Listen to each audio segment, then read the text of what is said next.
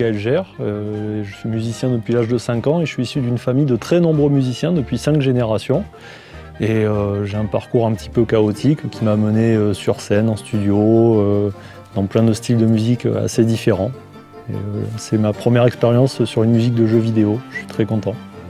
Alors sur scène, je joue du piano, du synthé, de l'accordéon, des percussions. Mon entrée dans l'équipe est assez marrante parce que en fait, j'ai rencontré Omar en 1998 et il m'a dit « Est-ce que tu connais les musiques de Wonder Boy 3 ?» Donc je lui ai joué les musiques de Wonder Boy 3 et il m'a dit « J'aimerais vraiment faire un remake un jour de ce jeu, est-ce que tu serais partant pour travailler dessus ?» Ce à quoi j'ai répondu évidemment oui, mais j'avais oublié. En fait, je voulais dès le départ enregistrer des vraies cordes, parce que je trouvais que les sonorités des cordes programmées, violon, contrebasse, violoncelle, etc., à l'ordinateur ou avec des sampleurs, avaient un côté toujours un peu raide. Et je suis partisan de faire travailler les vrais musiciens plutôt que les remplacer par des machines. J'avais pensé les arrangements comme des musiques plus longues en fait, et qui ont toutes des fins. Alors que dans le jeu original, elle boucle, donc il n'y a pas de fin.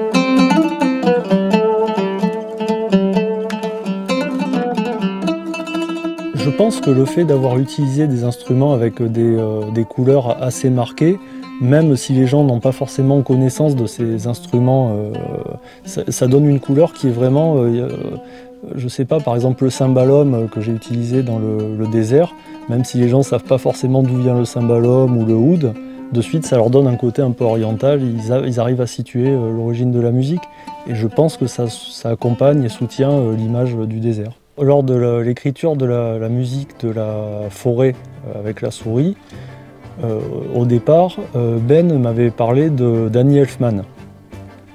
Et je trouvais dommage de rester dans cette ambiance-là, que je trouvais très jolie. Alors après, on se retrouve dans la jungle avec tout un tas de chauves-souris, de squelettes qui attaquent la souris. Donc j'ai voulu quelque chose d'un tout petit peu plus volontaire. Et je suis parti sur quelque chose qui n'a strictement rien à voir, mais je pensais à l'univers d'Astor Piazzolla, où il y a une grande violence au niveau de l'interprétation, et je me suis dit, je vais partir sur un morceau un tout petit peu tango. Initialement, j'avais une impression plutôt négative à propos de la musique que je trouvais très répétitive. Et quand Omar m'avait proposé de travailler dessus, j'étais content de travailler sur le projet plus que sur la musique en elle-même.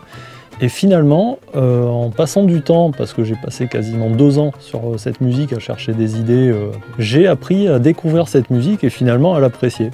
Et je trouve que le travail de Shinichi Sakamoto est quand même assez remarquable parce qu'il a fait des mélodies qui sont assez accrocheuses et bien pensées. Il y a eu de nombreuses difficultés pour la création de ces musiques, enfin l'écriture de ces arrangements, parce que j'ai voulu rester au plus proche en fait, des musiques originales de façon à ce que les fans de la version originale ne soient pas perdus et retrouvent vraiment les mélodies qu'ils avaient appréciées.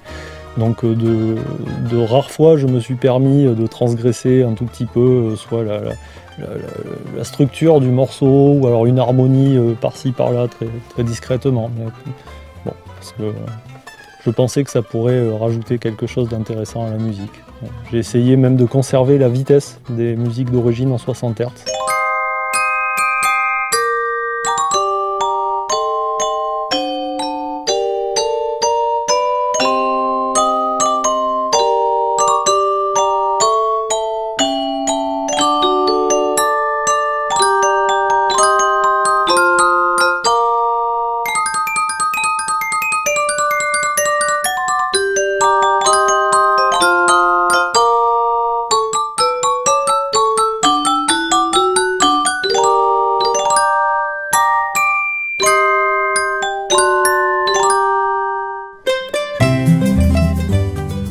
peu comme Michael, moi je suis compositeur en fait normalement. J'ai fait beaucoup de sound design de jeux dans le passé, c'est quelque chose qu'aujourd'hui je fais plutôt occasionnellement.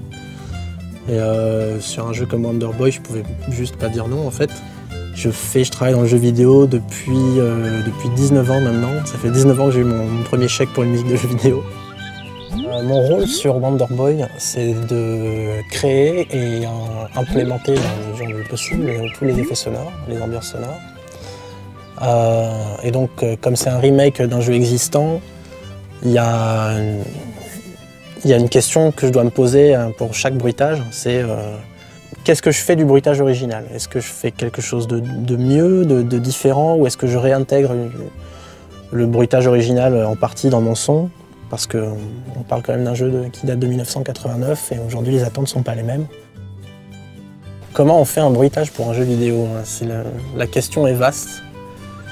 Ça dépend du bruitage. Est-ce que c'est un bruitage qui est associé à quelque chose de physique dans l'univers du jeu? Est-ce que c'est une épée qui tape un bouclier par exemple? C'est très physique.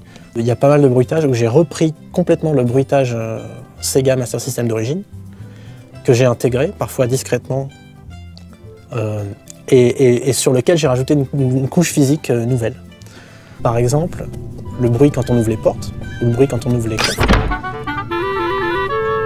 Sur le jeu d'origine, c'est un petit son 8 bits qui fait plup, qui monte, il y a quelque chose de très mélodique dedans. Et quand on remplaçait ça uniquement par une vraie porte qui grince et qui claque, il manquait un petit peu quelque chose de plus joueur dans l'univers. Si on tend l'oreille, par exemple, sur le bruitage de la porte, on peut encore entendre par-dessous le bruitage d'origine dans le jeu. Donc, voilà. J'utilise pas mal d'objets dans la création de bruitage. En fait, en général, j'essaye au maximum de pouvoir créer les choses moi-même. C'est fou tout ce qu'on peut trouver dans une maison qui produit des sons très intéressants.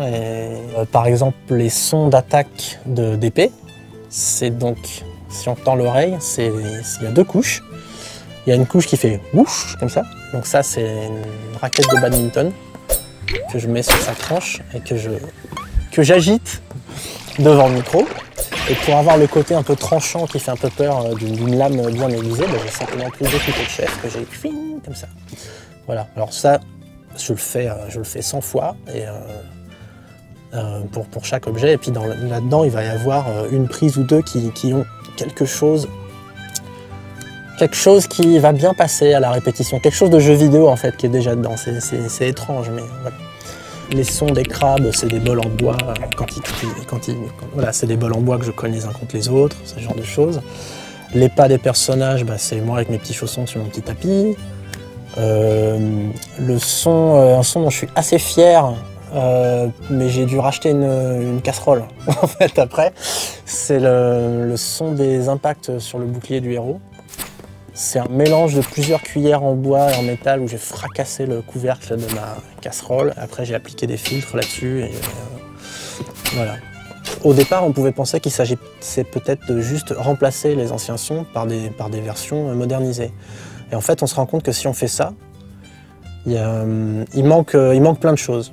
Donc en fait, il faut trouver tous les endroits dans le jeu où il manque des sons qu'il n'y avait pas à l'époque, mais avec les nouveaux visuels, ces sons-là, en fait, s'ils n'y sont pas, ça nous manque.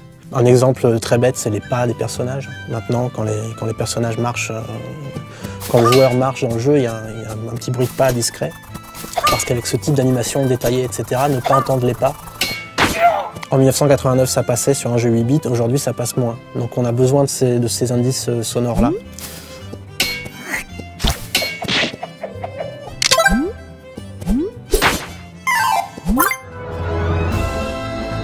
J'ai été très content de pouvoir participer à ce projet. Vraiment, ça a été un plaisir de travailler avec Omar, Ben et Romain. Vraiment, qui sont des gens extrêmement talentueux, ouverts, et notamment Omar a une vision vraiment d'ensemble du projet. Vraiment, je suis très fier d'avoir travaillé sur ce projet-là, vraiment. Et quant à travailler éventuellement sur un autre projet de jeu, ça sera avec très grand plaisir, mais il y a tellement de jeux qui gagneraient à être refaits comme on a refait Wonder Boy 3. Travailler sur un remake, c'est quelque chose qui, dans le concept à la base, je suis pas trop pour parce que moi j'aime pas trop les remakes en fait. Après, il y a des jeux pour lesquels il y a des exceptions, notamment Wonder Boy c'en est une et je pense à plein d'autres jeux qui en seraient. et pouvoir participer à un remake d'un jeu de ce calibre, c'est un privilège. Et je suis hyper content d'avoir pu travailler dessus. Et je re-signe tout de suite pour un autre s'il y a l'occasion. Voilà.